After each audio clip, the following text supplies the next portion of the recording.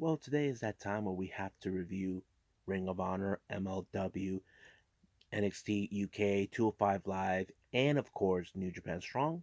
So, let's get it over with on this episode of Deleted Wrestle Zone.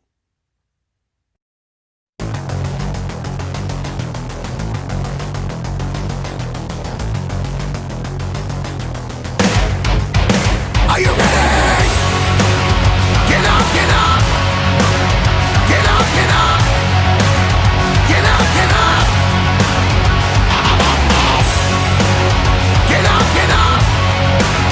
Get up, get up. Get up, get up.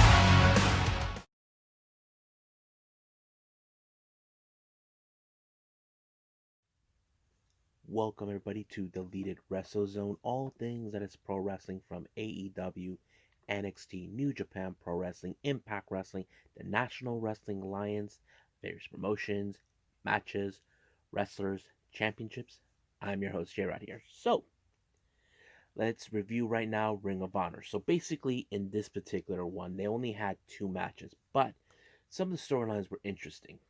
Now, this next match was meant to have pure matches rules. Now, this is between Foundation member Rhett Titus taking on Flip Gordon. Now, the reason this match was set was because Flip Gordon disrespected Jonathan Gresham at Final Battle, where he did not do what they call the honor code. Now, if you guys aren't familiar with Ring of Honor, there is a moment with every time when a wrestler starts their match, they shake hands, and if the whoever wins or loses, they must shake hands again. Now, Red Titus felt in his heart that you dishonored the code, so he wanted to be the guy to teach him a lesson. And now, flip side, he's like saying, I respected you, but I beat you twice. Now, he did state that he is willing to do this in pure championship rules. Now, the match, the way it went down, it did seem like Red Titus was, in a way, could have won the match, but somehow Flip used the fist and kind of was given a warning, and then he won the match. Now, post match, he said, he was told that he was suspended from pure matches from then on. Was suspended, but he feels like Ring of Honor only give a damn about the pure matches. He felt like, why you're making this a bigger deal? There's other titles, and he knows it. He knows there's the television title, there's the tag team titles, and then there's of course the world title where he's entitled. So basically, he has no problem. But the real question is, when will he have his match against Rush, which he was the number one contender in that battle royal, but we haven't seen it yet. So we'll see what that happens. Now the next match was this was for the Ring of Honor Television Championship between Ray Horace, who is 1/3 of the 6-man tag team championship Mexi squad with Bandito and Flamita, taking on La Facción Ingobernable member and the younger brother of Rush, Dragon Lee. This match was more proven to see how La Facción is becoming a stronger faction. Now, we are expecting to see the Foundation take on, how do I say, La Facción, but we don't know when that will happen. But the match was great. But however, in this way, throughout the match, Dragon Lee has been trying to play dirty. He's always played the face in every wrestling event that I've seen him in, but now he's embracing the heelish style. So, because of that, he won his match, but once again showed disrespect and all that. But the real question, some people are saying, who will dethrone him?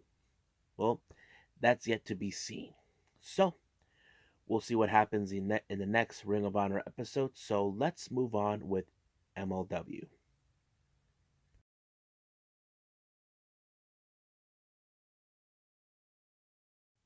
Okie dokie. So, MLW had an interesting main event, which was for the MLW World Title, and the competitor who will be facing Jacob Fatu was none other than ACH. But however, It was reported that ACH was attacked outside his personal gym. Now, the way the interesting went on this story is where there is only one logical person who would have won it. Now, this is right up the alley of Tom Filthy Lawler. The reason I say that, he is the Opera Cup winner, and if he won the Opera Cup, he gets an opportunity. So basically, that's what it is. But it was later revealed by the ACH that he thought he heard a voice and he thought he heard Dominic Rini. But there was an interview that Alicia Atute actually did later on in the episode where Tom Lawler had nothing to do with it. But however, I wouldn't pass him. So to me, as a fan, I would say he probably is the most logical suspect. But you probably say, but J Rod, who could be the most logical suspect? Well, I can think of another. They're the one group I can think that would want to soften him up and is contrary in it. But there's also one other person I think about. What about Selena De Laurenta? She might have sent Mil Muertes. Now, those are good theories and all that. It's all me, but we'll see what happens when we find out who is really behind it. Now, the first match, it's Senshi taking on Contra Unit's latest member and newest soldier, Davari, or as we know him, Sean Davari. Now, he made his appearance at King's Coliseum when him and Fatu and, what's his name, Simon Gotch attacked Injustice for what they did. I was pretty much surprised, but he hasn't missed a beat in this particular match between Senshi. But however, he did won his match. Now, as you know, related to Contra Unit, Myron Reed still wants payback for what Contra Unit did. Now, I know he's a little shaken up for losing the MLW World Middleweight title, but when it comes to Contra Unit being the toughest dude, he will send out his brand of justice, which is something that he is determined to do. Now, in the interesting of what happened last year, as you know, Richard Holiday proclaimed himself to be the IWA Caribbean champion. Now, he is not officially the champion. That title was brought by Savio Vega, and the match was not even sanctioned whatsoever. But Richard Holiday took it from him, believing that he is a champion. But the truth to be told, it wasn't sanctioned. He tried to get it back. He even tried to get recognition, but no one's recognized him because the commission in Puerto Rico are saying you didn't even, it wasn't even sanctioned. But he doesn't care. He had his father slash lawyer, well, is it lawyer slash father, deal with it. But however, it's still not enough for Holiday. He's not being recognized as the IWA Caribbean champion. So, however, Savio Vega gave him a very interesting offer. Let's end it. Let's see who is the true champion. So he sent him a contract for a Caribbean strap match. Now later on he did responded while he's out in Martha's Vineyard. He said he will accept the challenge against his advisement from his lawyer slash father. He said no, but the reason Holiday decided to do it is because he had enough of people not giving him the recognition. He believes that he is the rightful champion, but in reality, it's Savio. So that's going to take place next week. I really want to see what's going to happen. Now, this match was supposed to take place at King's Coliseum, the grudge match between Jordan Oliver and Simon Gotch. Now, you know what happened. Simon Gotch didn't show up, but Jordan made a big fight. He was holding on his own, but however, when it comes to guys like Contra Unit, especially Simon Gotch, they will put up a really stronger fight because of the way he fights. And man, when he pinned him, he won, but he wasn't done. He wanted to break him some more. Luckily, Myron Reed showed up to give him a helping hand. Now, there has been a big mystery relating to Selena De La Renta. Now we know she's back, she's better than ever. There has been a situation that took place during last week's episode. Someone bought Promociones Dorada, which is the company that was running by Selena De La Renta. However, she met up with the person who runs it. Now she's not too happy, but however, her mind is she wants Mil Muertes to have better competition. Now I wouldn't pass this with her, saying, if you want better competition, have MLW face Contra Unit's champion, Jacob Fatu. If it was me, I'd put him in that match. Simple. Or put him with Mads Kruger. I mean, those two are the two toughest individuals. But however, the big question is, who actually is owner of Promociones Dorada? I can think of one person. Now, I'm only speculating this or making assumptions. It's none other than Conan. Now, you ask me this, why would I think that? Easy. There is no secrets that Conan and Selena De La Renta are going back and forth.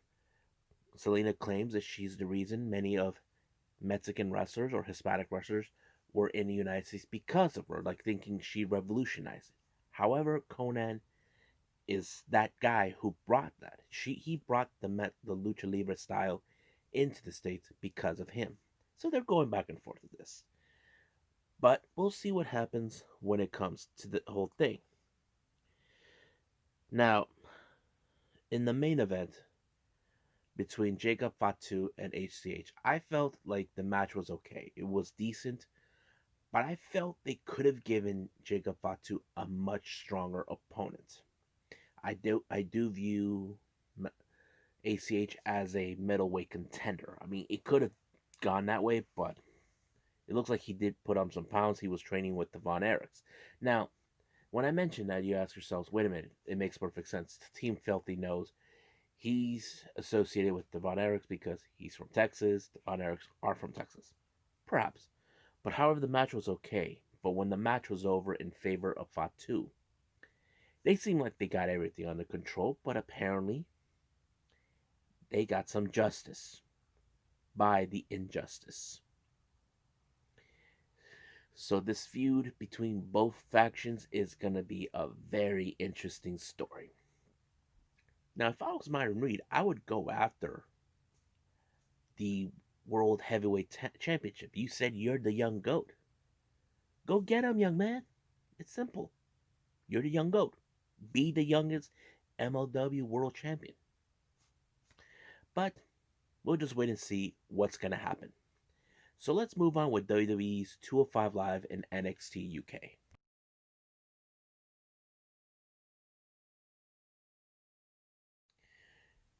Okie dokie. So let's start with NXT UK from WWE's. NXT UK had some great matches on this one in particular. Now let's talk with the first one. This one was already been set between Rampage Brown and Dave Mastiff. Now, this began when Dave Mastiff took care of Saxon Huxley, who's been running his mouth. And this was a pretty good match, to be honest with you. I feel in this one, I could see Rampage Brown somewhere down the line maybe being the guy to dethrone Walter. But he still has a little long way to go to get there. So far, Rampage Brown is undefeated. Now,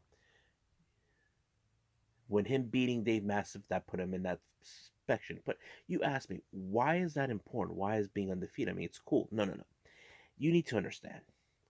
Walter is undefeated. He will not tolerate anybody who is undefeated other than himself. So he feels he needs to be undefeated. No one else. He needs to be the only one. So if I'm Walter, I would pay attention to Rampage Brown. Now, speaking of Walter, as you know, A-Kid reflected in his loss to Walter. You know, Walter did say that he was going to come on top, and he wasn't wrong. But the real question is, what's next for A-Kid? He's proud to won the Heritage Cup. So, real question is, who what's next for him now? Does he try again or get himself stronger? We'll see what that goes. Now, as you know, Kenny Williams has been injured, so he's been helping Amir Jordan to get better at his craft. But he did book them in a match against Tyson T-Bone. Now we'll get to that bit, but Amir kind of feels a bit spectacle about it because we haven't seen Tyson T-Bone for a while. I heard that's what they said, but we'll get to that in a bit. Now the next match, this was set up a while back. This was between Jack Stars versus Ilya Dragunov. Now this was Ilya Dragunov's latest match coming out after his losing effort against Walter. He wants to redefine himself, but something happened in this match. He completely lost control. As soon as he realized he won the match, he just woke up from, what did I just do? You know? It kind of felt like he had no idea what he just did. He nearly killed Jack Stars. Well, not literally, but in a way it would make sense. So, kind of crazy how that.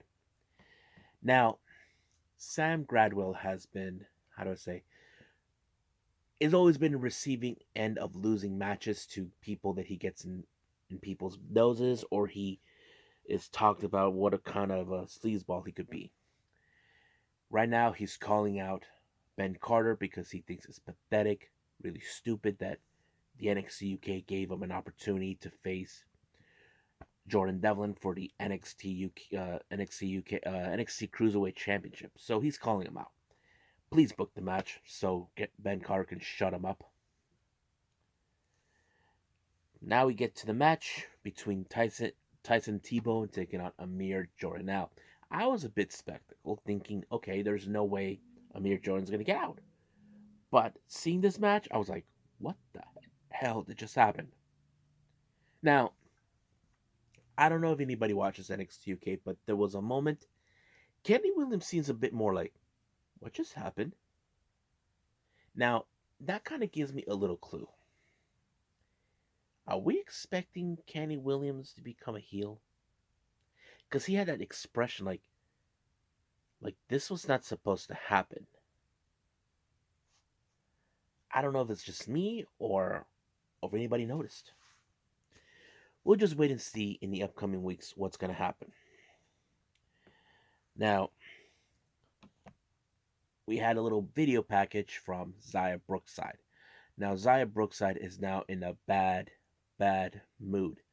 This dates back with her match against Nina Samuels. Now, Nina Samuels believes that the spotlight is meant for her, not Zaya Brookside. She said that she's nothing more than someone who will pick up her luggage. So Zaya Brookside wants a piece of her. So it kind of went in that direction. Please, NXT UK, book the damn match. Now, it's also been revealed for the tag team eliminator match that's going to take place next week. Eddie Dennis has been officially banned from ringside because we all know Eddie Dennis. He's devious. He has something on his mind to ensure that that the Hunt will win. So, kudos for that. Now let's get to the main event. This is for the NXT UK Women's Championship between challenger Ginny along with Joseph Connors. Now, Ginny believes that the current champion, Kaylee Ray, that her time was up, that it was her moment in time. Now, much of this match in the monitors, much like we've seen in the Thunderdome, we see people watching. In every moment, you see people, the other NXT UK women's division. You got Piper Nivens, Isla Dawn, Nina Samuels, Zaya Brookside. Try to think of someone else. Isla Dawn. Like various others. Nobody knows. Like they're keeping an eye on this. Now, Ginny believes in herself that she's going to be the one to dethrone Kaylee Ray. Which, obvious it could happen because A, she has Joseph Connors who was going to help her, but Joseph Connors screwed up. So somehow, some way, Kaylee Ray survived it to ensure She retains the title. So it proves that she's still dominant. So for Jenny, she has to go back to the drawing board. So it was a good match. I think this is the best match, along with Rampage Brown, the best one. Now we get to the 205 Live. Now, if you guys know this or not, 205 Live they record many of their matches after NXT. Now, as you know, NXT has been commencing for the last 2 weeks the Dusty Rose Tag Team Classic. So the two matches in this particular event, they were all about the Dusty Classics. One for the women, one for the men. Now the first match was for the women's between Candice LeRae, Indy Hartwell taking on Gigi Dolan and Cora Jade. Now if you guys aren't familiarized with Gigi Dolan and Cora Jade, I mentioned their names on an news update alert. Gigi Collin was formerly known as Priscilla Kelly. Cora Jade, formerly known as Elena Black. Now they continue to do the same routine with Elena being with the coffin and Gigi with the flowers or whatever. But in my perspective, I knew for a fact that Candice LeRae and Indy Hartwell were gonna win the match. If you guys ask me, why would I think that? Not because I say so. It's because if you look at it, there is no way they're gonna give these two the chance to win the match just like that. But it was obvious to me. So they won the match. So Candice and Indy won their match, all thanks to Indy making the pinfall. Now we got the interesting match for the Dusty Rhodes Tag Team Classic for the men. This is the final match in the opening round. Now, this match was supposed to have Tony Nese and Aria Daivari taking on Ashante the Adonis and his partner, but they were wiped out by Karrion Kross. So, however, after the Fight Pit match, it turns out that Timothy Thatcher wanted to be part of this, and he picked Tommaso Ciampa to be his partner. Now, the real question is, can these two coexist? Well, that is a bit of a tough one. I mean, and to be honest with you, they won the match, but can they maintain their stability, or we're going to see them go back at each other's throats again? Which is a good question. But we just got to wait and see what happens in the quarterfinals on this one. So, I think that's it for now. Let's just move on with New Japan Strong.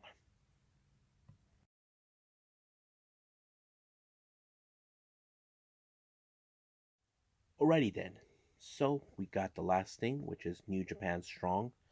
Very interesting matchups. Now, the first match, it was a tag team match between the Regal twins, Logan and Sterling, taking on the young lion Kevin Knight from the LA Dojo, who's teamed up with Jordan Clearwater. Now, to be honest with you, I wasn't fond of this tag team with Kevin Knight and Jordan Clearwater.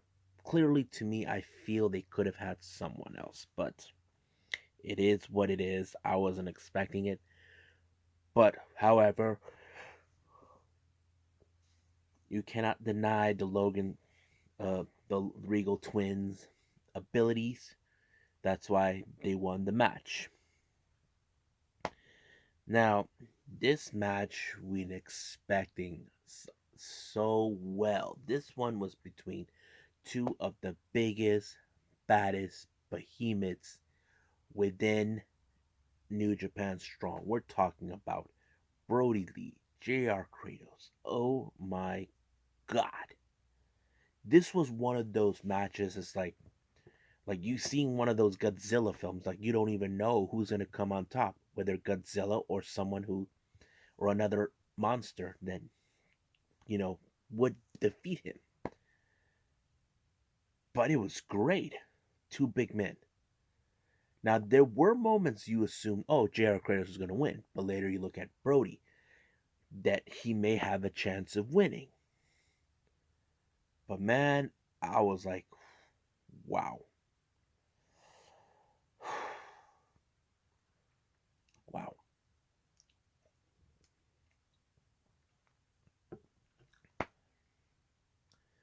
I'm so shocked that Brody King actually did it. Unbelievable. So, but do I think there's gonna be another rematch for this because JR Kratos lost? I don't know. If it is, we'll just wait and see when that happens. Now, the main event was an interesting one. This is the debut of Ring of Honor's Bateman. He is coming to the dojo. Now, there's been word that he was kicked out for misconduct, and he was facing against someone. If you guys are New Japan fans, you know this guy. He was a young lion at the New Japan dojo in Japan. Now he moved to the LA dojo under the guidance of Shibata.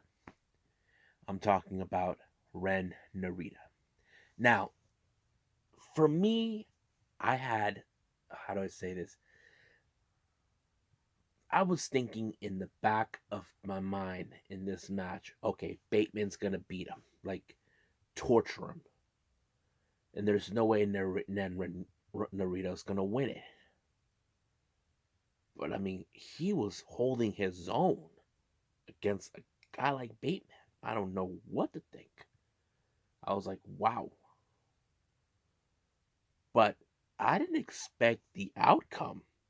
In the back of my mind, I thought it was Bateman who was gonna win. I mean, you guys seen the guy? If you haven't, you guys will know what I'm talking about. I mean, I seen Bateman years ago, back in 2017. Yeah, in December of that year. It was like he was great. But the way it ended, Ren Narita won. It was the biggest upset I have ever witnessed.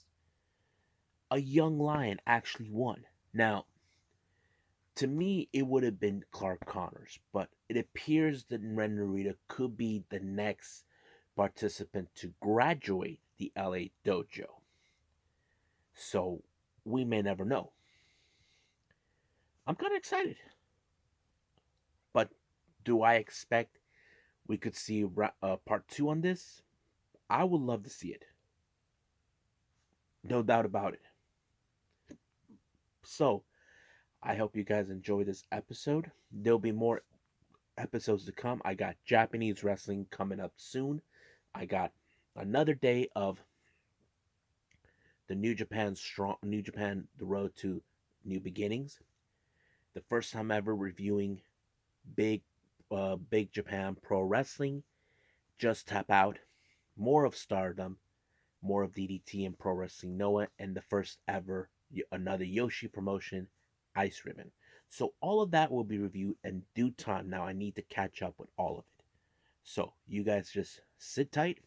I can't wait to review what I can find for you guys, review whatever.